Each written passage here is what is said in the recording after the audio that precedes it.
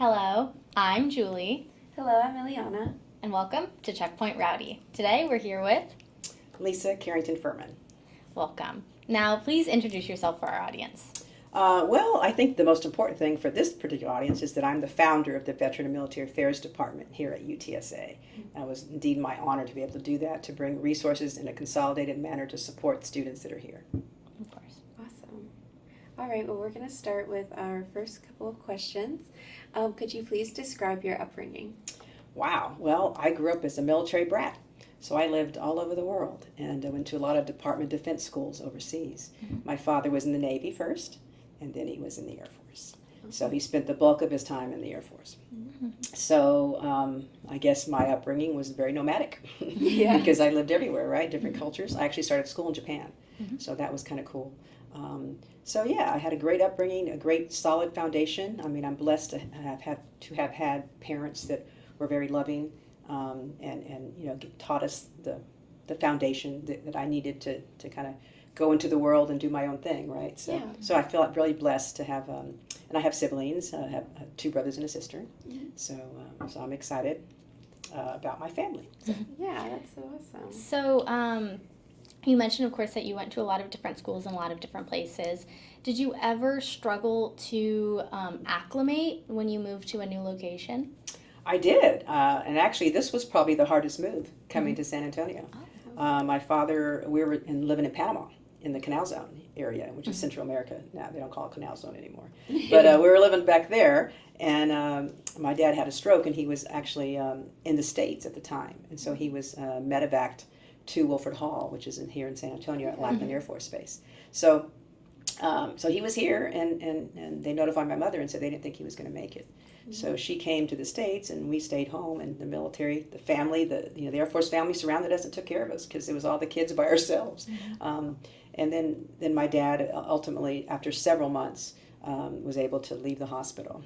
So we just left. We walked out of the house in Panama, out of the base there, and moved into a place in San Antonio with relatives because we didn't know what was going on. So then I transitioned to the high school here in town. And it was difficult because throughout my life I've been on military bases and never encountered real discrimination, with the exception of rank discrimination. You know, that, oh, you're an enlisted kid, you know, or you're an officer kid. You know, I was an enlisted kid. I lived in enlisted housing, and officers lived in officer housing, right? So that was the only distinction. There was no other distinction. You know, whether you're black, white, you know, you're Latino, or it didn't matter. The rank was what kind of mattered, right? So I come to San Antonio and start school in the middle of my freshman year. So I'm an outsider. My brother and I started school at the same time. We're in the same grade in high school. And I looked like a lot of Latinos in the area, but I didn't talk like them. I didn't carry myself like them. So they immediately kind of ostracized me. So I just didn't fit in. It was difficult. So I became a jock, and my brother did too. So we were jocks. We hung out with the jocks, and a lot of the jocks, athletes. Yeah. Maybe so the athletes, a lot of them were military kids. So we all got along pretty good, you know. But it was my first really meeting people who just looked at me and took and made an assumption about who I was. Yeah.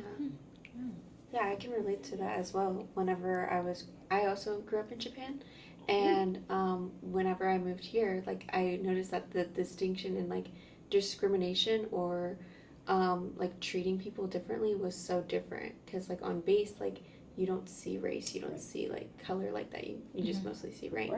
And, like, coming to an American school, it was, like, so weird. Like, just, I don't know, I wasn't raised that way. No, you're right. It took some getting used to, you know. Was the culture shock weird coming back from, like, overseas? Like, because you said you did grow up in Japan for a little bit. I'm all over again. Moved all over the place. So yes, it was. I mean, when you're overseas, you're missing out on some stuff you think you are, but you're actually having a great life, and you're enjoying the culture and the food of wherever you're at, right? But when we came back to the States, especially during that time, it was a very tumultuous time for my family. When we came back then, you know, I certain candies and things that came out and were popular in the States, I didn't get overseas, or I couldn't wait to taste them and try them, you know. I remember one of the biggest thing for me was I wanted to go to a drive-in movie.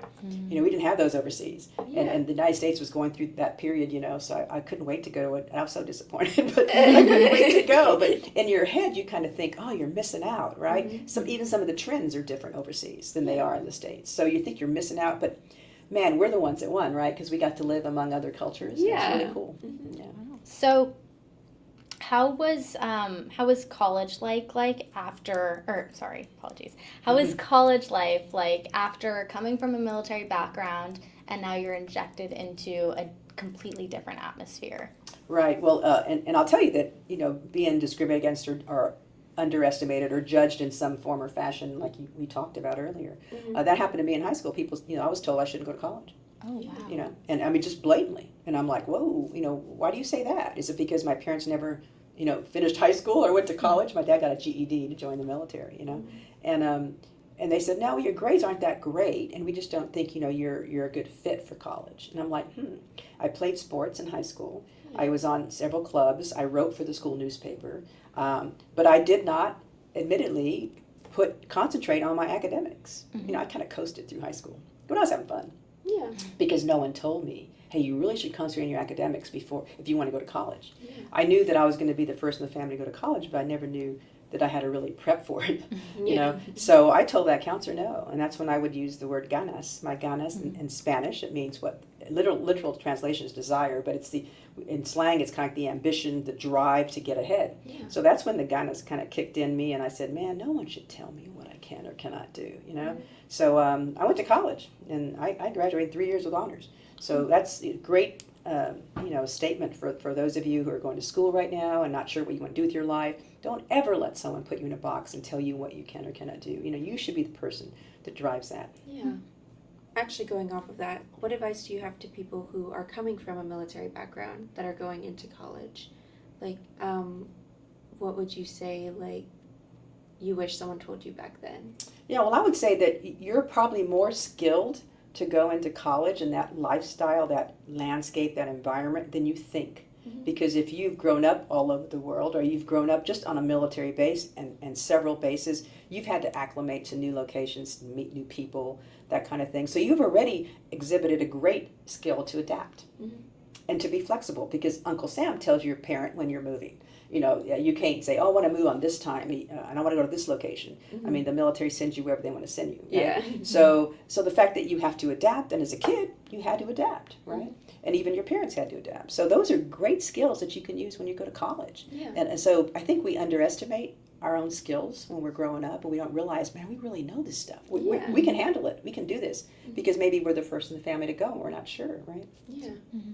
And then, of course, once again, connecting to that, what advice do you have for young women, particularly from underrepresented backgrounds like yourself, who rather than maybe attending college or in addition to attending college, are wishing to instead pursue a career in the military and perhaps even a leadership role? Yeah. Well, first I would say that you can do anything you want to do.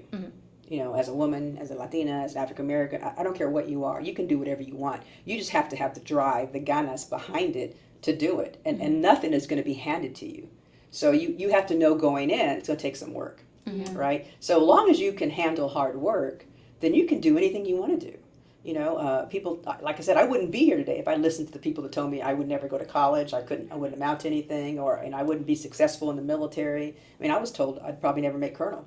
And I made colonel, right? And I was a commander multiple times. I was told I probably wouldn't even make the command list, So I think, again, I go back to that ganas, the drive, the ambition, but peppered with preparation.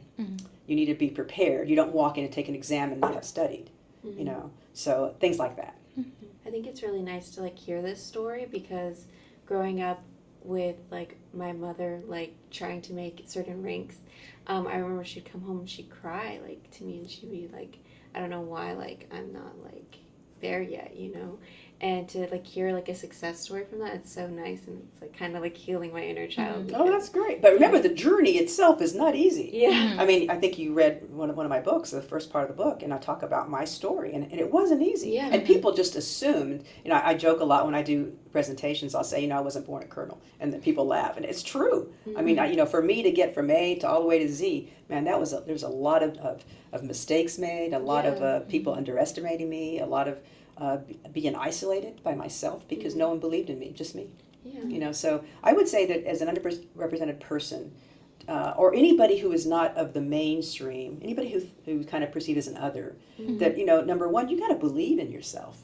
You're right. Yeah. You really have to believe in yourself, because there's going to be some really hard times where no one else is going to believe in you or the dream that you have, right? Yeah. So I think believe in yourself is so important. And I just think don't underestimate your own skills, and don't self-limit. Too many women and minorities self-limit themselves. They think, oh, I shouldn't apply for that job because I don't have every qualification they're looking for. But I'll tell you that typically a white male, and no offense to white males, but they're going to apply, whether they're qualified or not sometimes, right? And that happens here in higher ed, where maybe a professor would apply for a job and think, oh, she may not think she's really qualified, but she is. Yeah. So I think that whole imposter syndrome, we just need to kill that, because we have value, we are worthy, and we have skill sets that we've picked up over the years. We just have to believe in ourselves.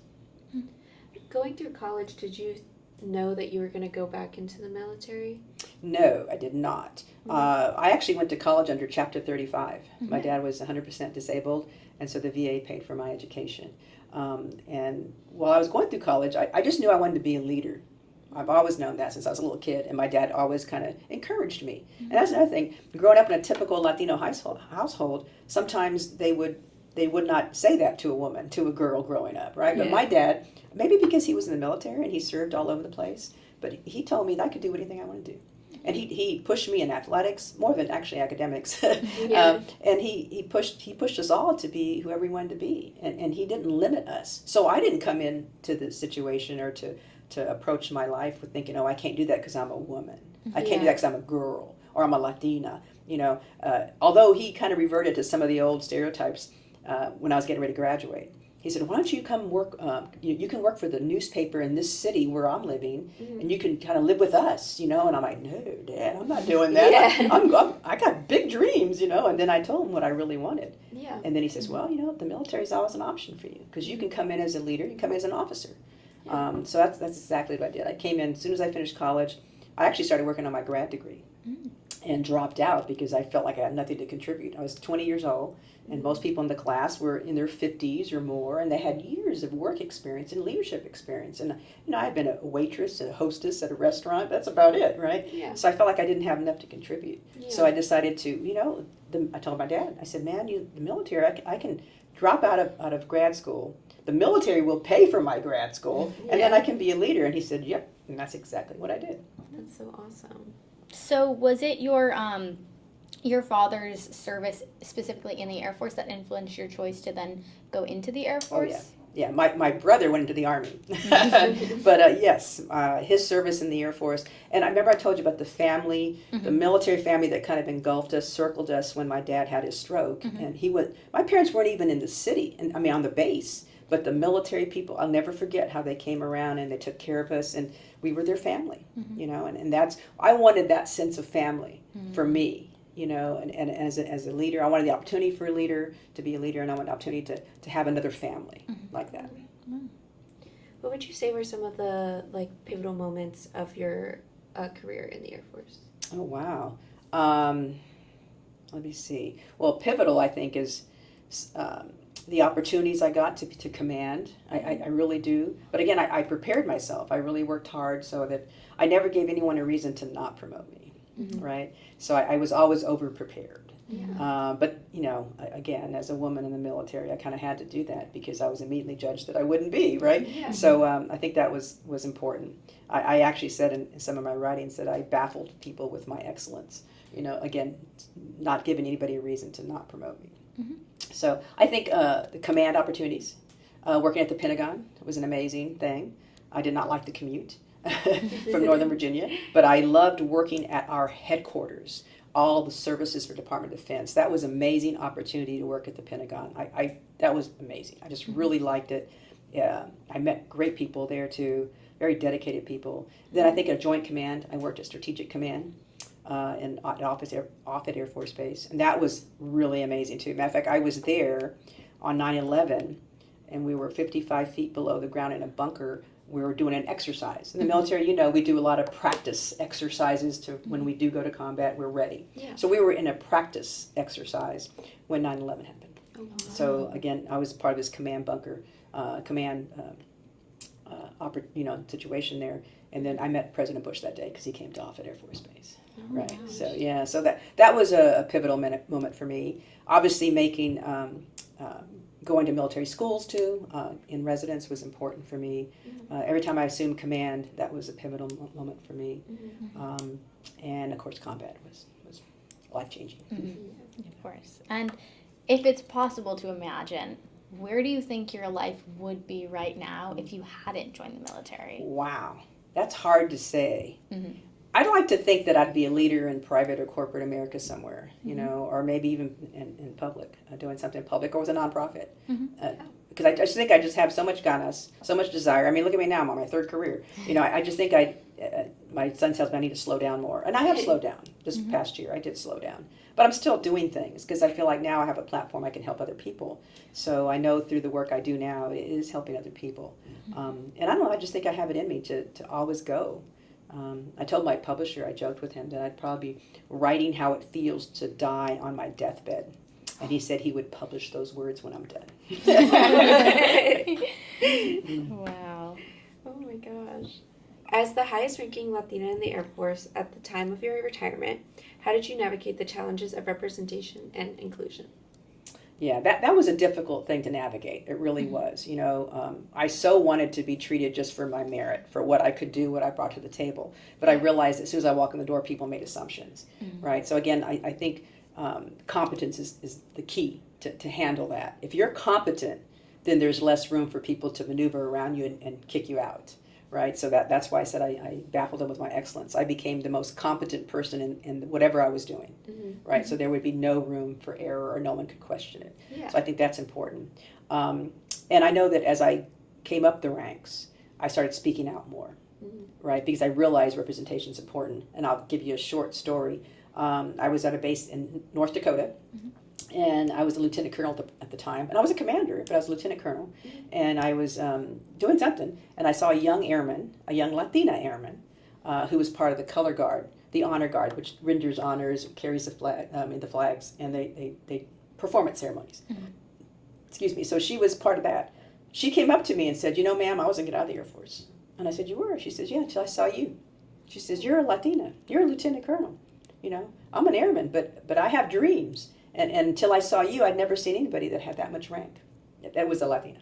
Yeah. So I realized, wow. I realized then the power of role modeling. Just being who you are, carrying yourself a certain way, just doing your job, how it can impact other people.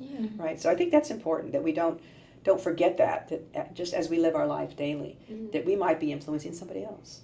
You know, so yeah, it wasn't easy. There were no role models for me. I never worked I didn't work for a woman until I was in the Pentagon, and that was 18 years in.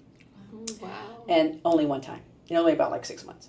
I never worked for a Latino ever. I never saw one that outran me.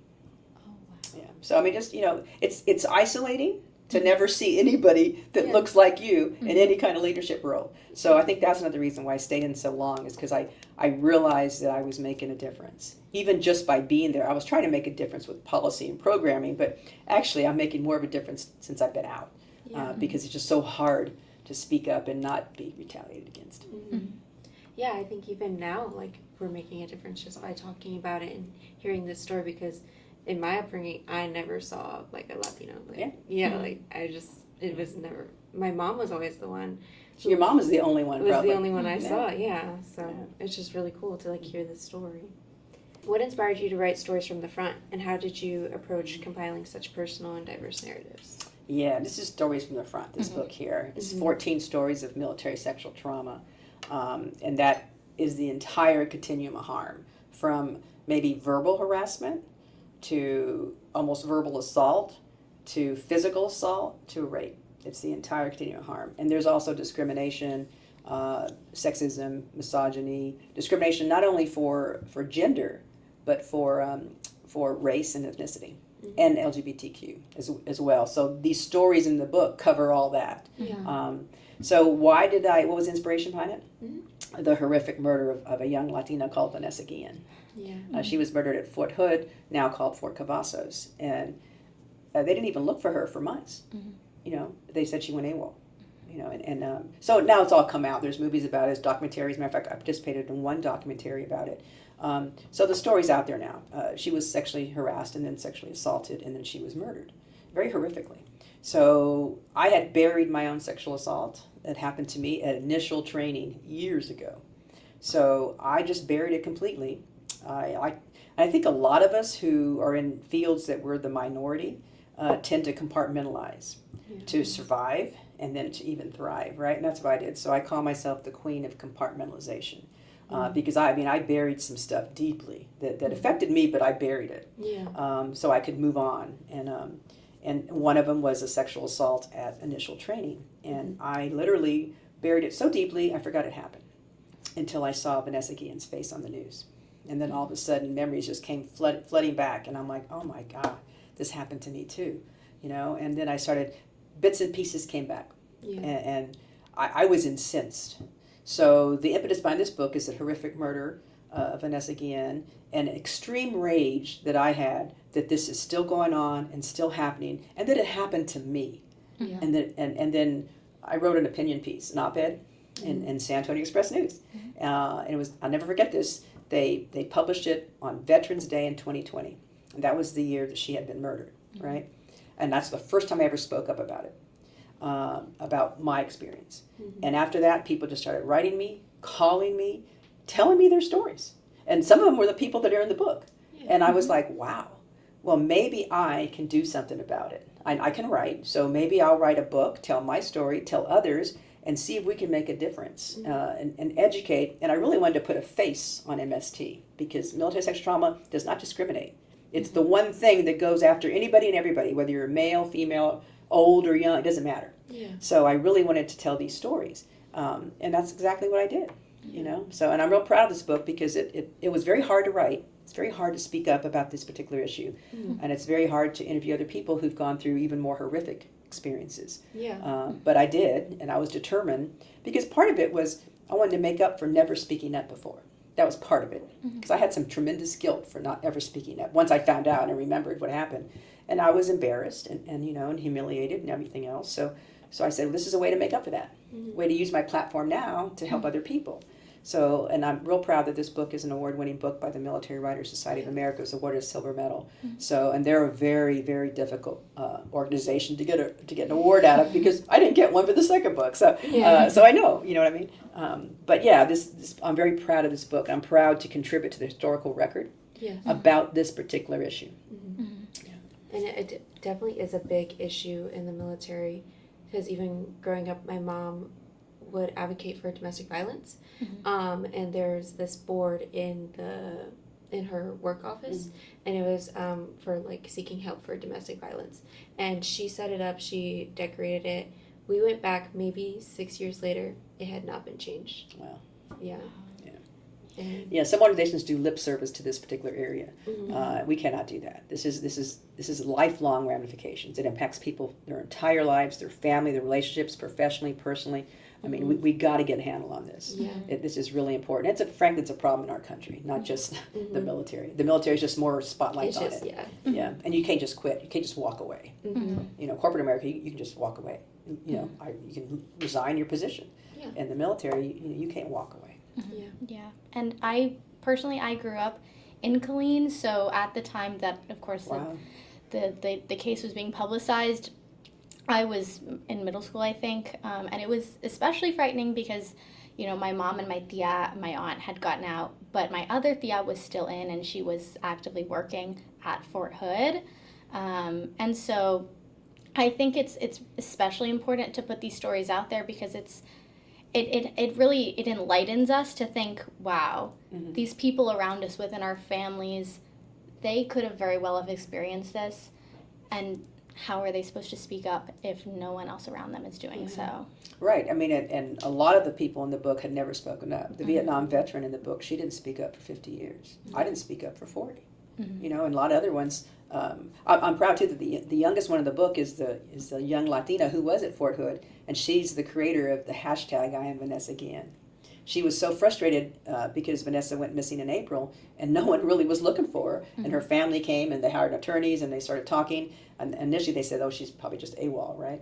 So, but it took, so this young Latina was just so upset because no one was really taking it serious. Mm-hmm. So she wrote her own story on social media and signed it, #I am Vanessa Guillen. So the rest is history, man. She's that was impactful to me, and I'm grateful that she agreed to let me interview her for the book, right? Yeah. Mm-hmm. And then the documentary that I participated in was called #I am Vanessa Guillen by Univision. There's two out there. One's on Netflix. I'm talking about the one on Univision. Mm-hmm. And you can watch it free online in English or in Spanish. So it's her story, this young Latina, Katrina Lopez. So I think that's important because if she hadn't spoken up, I don't think a lot of us would have spoken up, right? And it took guts for her still serving to do it. And she was only 23. Wow. To your other book, Latina Warrior. So within this book, of course, you blend poetry, prose, and art. How do you think this format helps better tell the story than just plain narrative storytelling would have? Well, I think that's a good question. Mm-hmm. And I think because, Julie, right? Mm-hmm. Yes. Because it impacts people on different levels, mm-hmm. different senses, mm-hmm. right? I mean, when you open this book, on one side is the art that was created to represent the poem that's mm-hmm. on the right. So if you look at it, and the artist, I didn't tell her what to do, mm-hmm. and she created it. And she's a woman vet, mm-hmm. Another combat vet. So we really partnered well on this book. And she would read the poems and say, "Wow, this impacts me in this way." And then we, the only one I was really firm about was the one about my mother. Mm-hmm. I wanted her to illustrate that a certain way, and she did. But I was blown away by the variety, the diversity in here. I mean, there's some watercolor, there's some acrylic paints, there's some collages. Her expertise is really collage. Mm-hmm. There's sculptures. There's all kinds of different things that she created. It was just amazing to me. Mm-hmm. And it was a tough journey because we pushed each other pretty hard to get this thing done. Yeah. But I think because you can the words impact you and you visualize it somehow in your head. And you may also think of things that happen in your own life that it resonates with you, and then you see this powerful image, and then it could impact you even different ways. Mm-hmm. So I think because it impacts you on multiple senses at the same time. Mm-hmm. And then there's people out there who maybe wouldn't read a book like this because it's it's number one, it's kind of hard to read. It's pretty heavy book mm-hmm. to read, the material, but because it's just all words, right? Mm-hmm. There's some pictures, but it's mostly words. But here's another way to tell some of the similar stories here. And this book also included the joys of my life too. So I think that's important mm-hmm. Because this book is more about some of the negative things that happened, but this is more about the positive things in my life. And this is a true testament to my healing journey. Mm-hmm. And I openly talk about PTSD, openly talk about experiencing MSD, openly talk about therapy that I've gone through. And finally, I feel like with this book, I have become my most authentic self and my most vulnerable self. And I had no idea that I could reconcile that, the Latina mm-hmm. with the warrior. And I finally did it with this book. Mm-hmm. And I learned that being vulnerable actually equaled empowerment for me. And I had no idea. I mean, I was trained in the military that any kind of weakness, vulnerability was not good, Yeah. So I had to unlearn that mm-hmm. and learn that it is okay to ask for help. It is okay to express myself in whatever way I want to express myself. Whatever works for each individual person who's ever gone through any kind of traumatic experience is okay, as long as it's not harmful to them, right? Mm-hmm. Or harms other people. But so art, I really believe in art and writing has really helped me heal. So I think, and that's an important lesson that I've learned. I never would have dreamed that in a million years, that being so vulnerable would be so empowering. Yeah. Hey there, sorry to interrupt the podcast, but I have something very important to tell you. For future semesters, it's important to be mindful of the priority deadline for submitting your VA paperwork. But if you haven't yet, don't fret, you can still submit it now. Thank you, keep watching the podcast. A couple more comments on Iraq. You'd asked me about serving in combat and leadership. Serving in a combat environment is different than serving in peacetime environment or leading in as a civilian, right? Because there's very little room for error because lives are at stake. And I happen to be at the most attacked air base in Iraq. So So it reminded me every minute that, I needed to be on point and really be sharp as I can. So your decisions that you make are you have to be decisive and you have to be timely.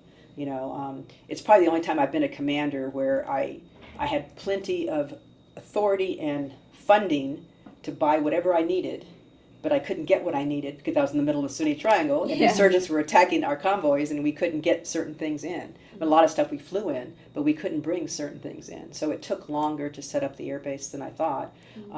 But what I was really proud about is leading in combat. Again, you have to be a very strong kind of autocratic type of leader, but trust your people. I have outstanding civil engineers that came up with great workarounds when we couldn't get certain things. Like cement was a real issue for us initially, to build those big barriers so they would help you against blast fragmentations, rockets and mortars, that kind of thing, which we got hit with all the time. So our engineers, even some of our younger engineers, young officers, came up with some great ideas for workarounds and being able to build those workarounds till we could get better resources in country. So it's truly learning leading in adverse environments under constant stress, adversity. There's so many things happening, people, and unfortunately people are dying too. And that's, so you just have to really, it's a tough environment to lead in. You really know who what your strengths are. And then some people maybe that were great back home practicing going to war fell apart in combat. And then the other way around, people that you thought maybe wouldn't be as strong, man, they really emerged as amazing people in that kind of environment. So you kind of never know really how someone's going to react when life and death is hitting you up close and personal, right? Yeah. I learned a lot about myself and about relying on myself and relying on other people, and then trusting in the training I had. So. Thank you for sharing that. Now, pivoting to your work post-service, what motivated you to establish the Office of Veteran and Military Affairs here at UTSA, and what impact have you seen on military-affiliated students? Yeah, that's a good question too. I think it's important. When I first got to UTSA, we had like a veteran committee, and there were people from different places at the university, different organizations that would come together volunteering to try to make a difference to help student vets, because we knew that we had a large population here, right? Yeah. But we really didn't make a lot of headway because we were all doing it as a volunteer basis and an ad hoc kind of committee. So it took a little bit longer to figure out what should we do. And then we did student interviews, surveys rather. And over a period of time, we could see what the survey results were and compare them and what they were saying. And the vets and the students were saying, we need a vet center. We need a place we can go and get help and not be told, go here, go there. What was happening is they were being told, go to the registrar. No, go to finance. No, go to this place. No, go to the mentor place. Go. So they felt totally lost. They didn't know where to go, right? So we wanted to create a centralized support model to help student veterans and military affiliated students. And I mean, you had a Hazelwood was being processed over here, the benefit, veteran affairs kind of benefits were processed over here. So everything was different. It was all fragmented.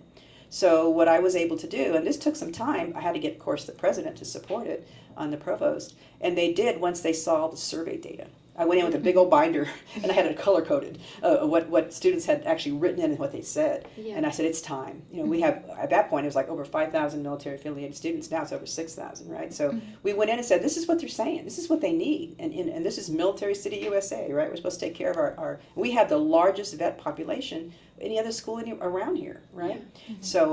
So they listened, and we were able to work it out, and because we were moving lines, FTEs, positions from different vice presidents. So there was some kind of pushback a little bit, but we stuck at it, stood at it, and were able to create this whole dynamic that now is this one-stop shop kind of model, and it has programming as well, career kind of stuff, and the university supported it, and I think it's really flourished. It's flourished a lot more under Dr. Logan's leadership. So I'm really proud of where this is exactly what I tried to do. I mean, years ago I wrote a grant and didn't get it, but what I wrote, the structure that we put together was this whole thing that we have now.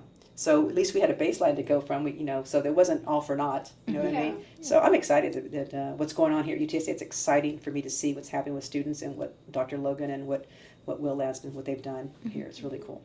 I know what I really love about San Antonio is that like it's like such a community, and I feel like we have a strong military community now because of like how connected we all are too. Right. Yeah, and it's great because it gives so many students opportunities to work here too, and not just vets. We're talking military affiliated, family members, such as yourselves. I think this is great. It's really cool because you're right. We have built our own mini base right here, right? Yeah. All right. So, how did your military experience inform your approach to leadership roles in higher education? Okay, well, it's interesting you say that because I've actually written about that, presented about it. I talk about leading in environments like the military, both peacetime and combat, leading in higher ed, and leading as an entrepreneur, because it takes some of the same skill sets, but how you apply them. The context around you changes, but the foundational leadership skill sets are the same. So I've been able to basically pivot. I've taken these skill sets and been able to say, okay, in higher ed, I wouldn't lead like I led in combat. I mean, it's a more collegial, it's a more democratic, it's a more everybody has a say, and you have to listen. And higher ed is a little bit slower to get things done, and you have committees on committees and that kind of thing. So I had to really learn kind of the environment. But then I used my leadership skills. I was able to do that as an associate provost, as an associate vice president. And not only founded the Department of Veteran Military Affairs, but I also founded the UTSA Top Scholar Program. I did that before VMA. Oh. Yeah. So see, you didn't know that. Yeah. So again, leadership skills I've been able to adapt because I honed them so well in the military. I really did. Of course, I've studied leadership as well. But I have the benefit not only of studying leadership, but the benefit of applying leadership in real world situations. How many people can say that they've done that, especially in the combat environment too? I mean, if you can lead in that environment, you can lead anywhere. And I said that when I came to UTSA. I said, what are they going to throw at me? I can lead anything. I wasn't intimidated by leadership. I was intimidated by just learning the landscape, the vocabulary of higher education, and what to wear every day to work, because I was used to wearing a uniform. Those are the things that intimidated me. Leadership, I can lead anything. And I still believe that. So, and I've been able to show that I've been successful across these three ecosystems, right? So, what led you to choose to apply your leadership skills here at UTSA, but also just in higher ed in general? Well, I wanted, after serving in the military for so long, I wanted to make a difference. I wanted my voice and what I had achieved in the military, if you want to call it my platform, right? I wanted to use that to help other people. What better place than an HSI in San Antonio? I went to high school here, right? So, I mean, I'm looking at students look just like me, right? So I thought, man, I can use my skill set to make a difference for students. And that's kind of why, because I had other job offers, but this was more important to me at the time because of what I can give back, right? So. Yeah. How has your Latina heritage influenced your journey through the military and beyond? Well, for many years in the military, I downplayed my heritage. I really did, because I really wanted to be just like the white fighter pilots that were in charge of the Air Force. Yeah. I almost modeled my leadership after them too, because that's who was leading. There was no one like me, right? So, but I learned though over time that who I am, the essence of who I am, being a Latina and growing up in a Latina household, and the culture that we have, the strong familial bonds that we have, and the work ethic I was taught, all translate nicely into being a leader, especially in the military, right? So I think my parents really taught me a great foundation that I was able to just take it and run with it, in higher ed. So, but initially, I mean, in the military and higher ed. But in the military, I played down more my Latina-ness, if you will, until later I got more rank. And then I felt more bold, right? Yeah. But in higher ed, I walked in the door and I said, no, I'm going to be bold. They hired me for my leadership, so I'm going to be bold. Yeah. And I ended up helping a lot of the leaders here on campus. I was the UT rep at UTSA for women leadership for a while. So, and leadership is leadership. I don't care, you don't have to be a PhD professor to lead, right? So I was able to help some of these professors, some of these women who needed some assistance in how to navigate leadership. Yeah. So that was really cool for me to be able to do that. And now I'm not going to mention the names, but they're doing great. And it's amazing to see them now as deans and that kind of thing. Mm-hmm. So. Yeah, I understand that, like, upbringing of, like, having to be, like the white, like... Simulate. You want to simulate, Yeah, and I remember, like, people telling me I'm a little whitewashed, like, coming here. Right. But I think, like, I also take that to, like, some sort of advantage whenever I'm, like, thinking about, like, how I was raised. And I was like, well, I was raised in the military, so, like, I mean, I wouldn't say I'm, like, whitewashed, but I would say, like, I'm just, like, a different version of, like, right. Latinas. Yeah. And I think there I don't know, because my father was in the military, and same maybe for you, is that they were more bold, and they were not limiting their children. Yeah. You know, like, and hate to say that, but some of my own family members, relatives, you know, were more very cultural, you know, women should stay home and have children and that kind of thing, right? So I was the only, so far, to this day, I'm still the only woman in my family, an extended family, who's ever served. Yeah. Right? Because I went against the grain. But again, I told you, my dad encouraged me, so he kind of went against the grain too. Yeah. But and I think you want the best for your children, right? So whatever, if they have the potential, let them do it. Yeah. You know, so yeah, we shouldn't let society or even our extended family members tell us who we should do or what we should do or what we shouldn't do. Yeah.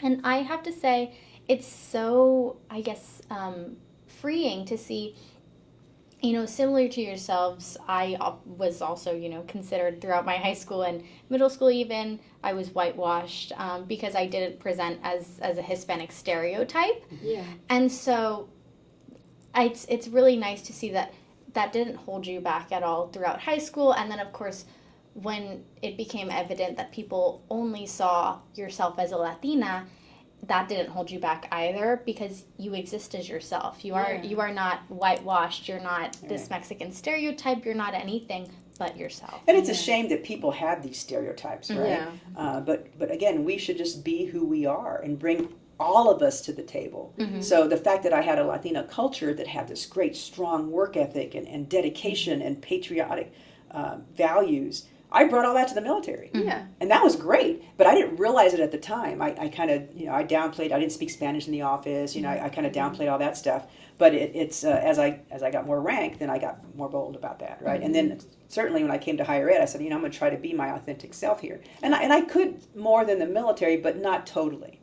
I totally became more authentic, like I said, once in my own business and writing my own stuff and that kind of thing. So I think that's where I really finally got, I guess, to be really authentic. You know, this is me, you know, and some people don't like it, and that's okay with me. 'Cause I worked long hours and hard, and the road was tough to get to here. Yeah. So I'm really happy that I can even help some of y'all as well, because it is tough. The real world is a tough world, and it's tough to navigate as a woman. It's even tougher if you're a woman of color. Yeah. So that's why you got to be smart. One of those people that when you tell me no, I will look around and I'll go research the regulations, the instructions. I will find a way to get what I think is the outcome without breaking any laws. Because I'm fond of saying this, and Dr. Logan will tell you this, you've probably heard it so many times. You know, I say, I'm not going to jail for anybody. I will never break the law. But if I can push and to go back 3 times and ask the same question in a different way, you'd be surprised how many times the answer changes. Right? So I think number one is I never give up. I'll find another way to do it. Like that grant, I got disapproved. I didn't get the grant. We didn't get the grant. But look what happened. What we built, what we wrote, was used to establish VMA, right? So it's not what you do and what you work towards doesn't just go under the table. You know, it becomes part of this big building block that you're building. One top, another, and then it's going to come in handy at some point down the road. So just never give up. I think that's number one. Perseverance is just is really important. So I would give you. I have a whole leadership philosophy, and some of the members here at VMA have copies of those, because as I would hire a new member, I would sit down with them and go over it one by one, so they would understand kind of where I was coming from as their leader, and then my expectations for them as a person who worked in the department, right? And I've done that since I was a commander in the military with all my direct reports, right? Because I don't want anyone to ever say, well, I don't know where she's coming from, right?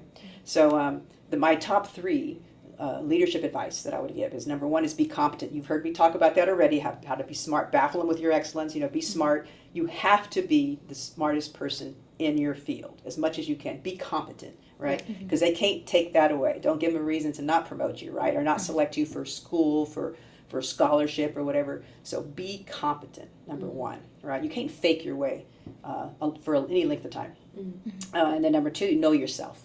Know who you are, know your strengths, know your weaknesses, know them cold, and learn how to mitigate them and how to amplify them. And to do that is you go over to the Career Center, you start taking all those self-assessment tests they have, the evaluations, the Myers-Briggs, the True Colors, the DISC, there's all kinds, right? Take them all, as many as you can, and know who you are. Once you know who you are, you can amplify your strengths with people. You can mitigate your weaknesses with other people. You can surround yourself with people who can do that, right? Yeah. And then the last thing I'd say is define success for yourself. Don't let your mother, your father, your cousin, your boyfriend, your wife, your husband tell you what success is for you. You define success, because I'm going to tell you that the road is hard, it's long, it's fraught with obstacles. And if it's your vision, your dream for that to be successful in this, how you define it, then you're willing to fight for it. Yeah. But if it's your fathers, your brothers, your sisters, your mothers, your cousin, whoever, you're not going to be willing to fight for it, right? So define success for yourself. Don't let anybody else tell you what success is for you, right? Yeah. So I'd leave you with those. Wow. Thank you Thank so you. much. Oh, I appreciate you guys having me here, and it's an honor to be the first guest on this outstanding podcast, and I can't wait to see the rest of them that you guys put together, the Checkpoint Rowdy podcast. Yes. Yes. Thank you. Thank you. Thank you.